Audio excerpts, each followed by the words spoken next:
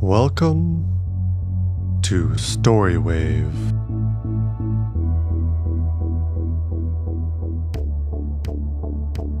This is Asgard Stories, Tales from Norse Mythology, by Mary H. Foster and Mabel H. Cummings. The Hammer of Thor.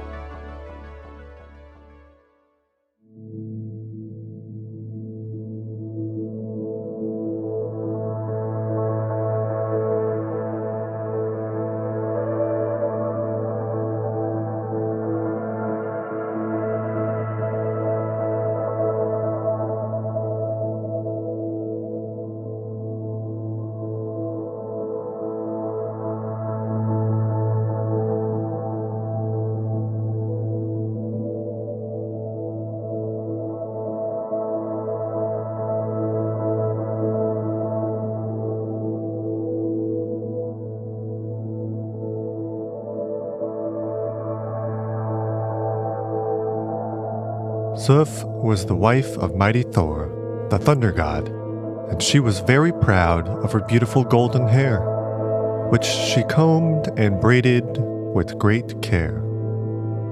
One morning, when she awoke, she was filled with grief and dismay to find that her lovely hair had been cut off in the night while she slept.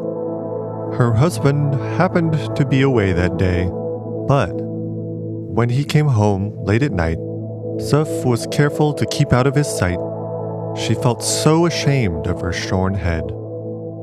Thor, however, soon called for Sif, and when he saw what had been done to her, he was very angry. Now Thor had a quick temper. Everyone feared his fierce anger. Who could have done this wicked deed, thought he. There is only one among all the Aesir who would think of doing such a thing. Thor lost no time in finding Loki, and that mischief god had to admit that he was the guilty one. But he begged Thor to give him just a few days, and he promised to get something for Sif that would make her look more beautiful than ever. So Thor decided to give him a chance to try, and commanded him to give back to Sif her golden hair. Now Loki knew a place where some wonderful workmen live.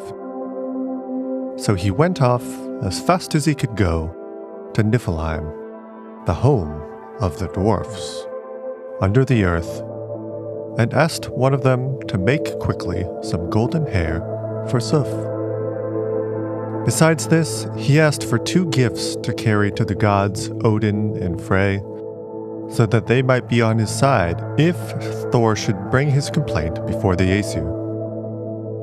Loki did not have to wait long before the dwarf brought him a quantity of beautiful hair, spun from the finest gold thread. It had the wonderful power of growing just like real hair, as soon as it touched anyone's head.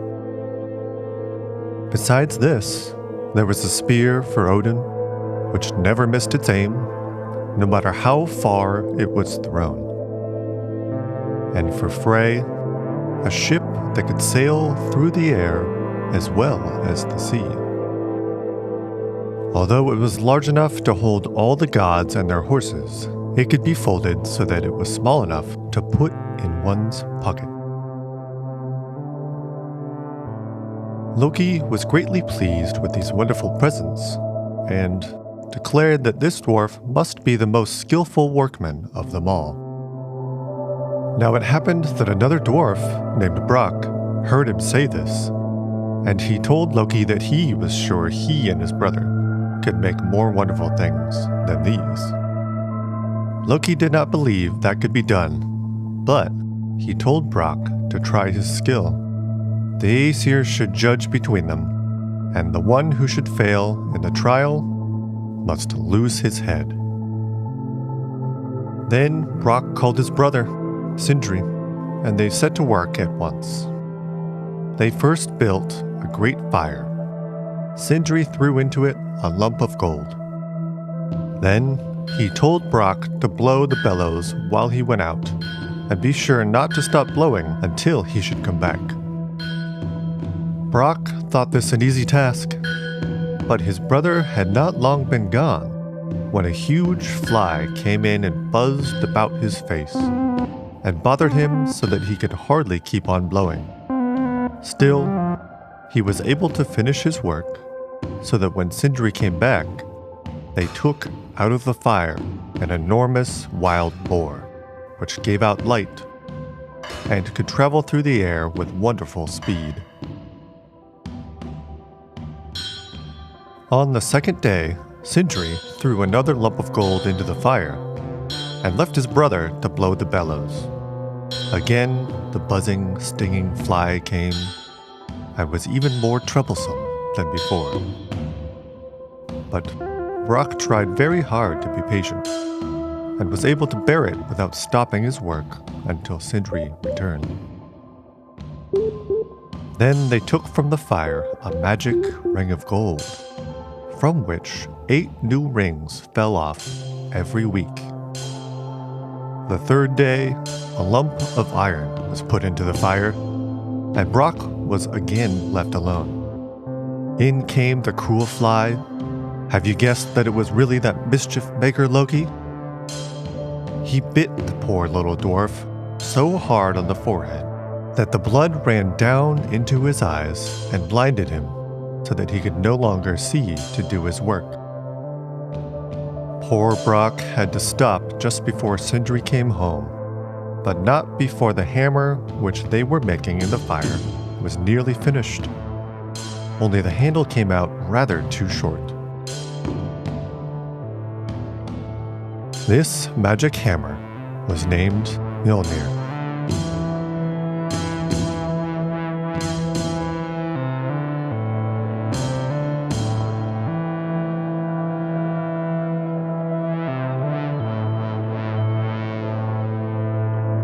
It had the power of never missing its mark and would always return to the hand which threw it. When Loki appeared at last before the Aesir with the 2 dwarf brothers and their gifts, it was declared that they had made the finest things, for the hammer which was given to Thor would surely be the most useful in keeping the giants out of Asgard. When Loki found that the judgment was against him, he started to run away. But Thor soon made him turn back by threatening to throw his hammer after him. Then, Loki had to collect his wits and think of some way to escape losing his head, instead of making the dwarfs pay the forfeit as he had expected. At last he told Brock and Sindri that they could have his head, according to the agreement. But as nothing had been said about his neck, they could not, of course, touch that. Thus, the wily Loki, by his wit, saved his life.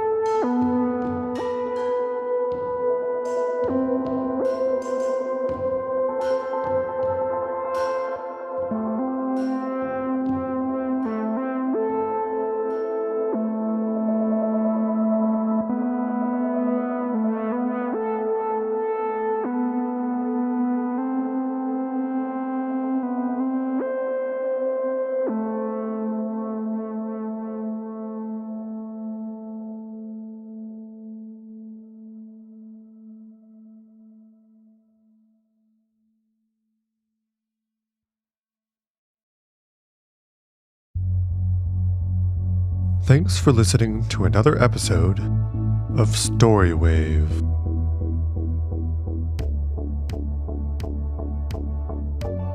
Please let us know what you think about this episode or any other episode by sending us an email at storywavepodcast@gmail.com or using the survey in any episode description. Until next week, remember, even with a big hammer, you shouldn't still have a big ego.